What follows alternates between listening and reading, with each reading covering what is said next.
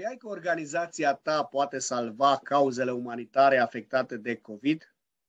Compania ta poate face un bine semnificativ societății, redirecționând 20% din impozitul pe profit datorat către asociații și ONG-uri. Compania ta poate ajuta astfel categoriile sociale vulnerabile afectate de această criză. Cum poți face asta? E atât de simplu. Sunt doar 3 pași. Pasul 1. Alege o cauză importantă pentru tine sau pentru organizația ta. Pasul 2. Sună-ți contabilul. Pasul 3. Donează. Orice sumă este importantă. Donează pentru ceea ce contează. Donează pentru ceea ce contează. Sunt doar 3 pași. Alege, sună și donează.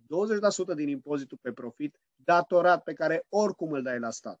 Ajută acum. Contează pentru miile de asociații non-profit și pentru categoriile de oameni vulnerabili. Îți mulțumesc!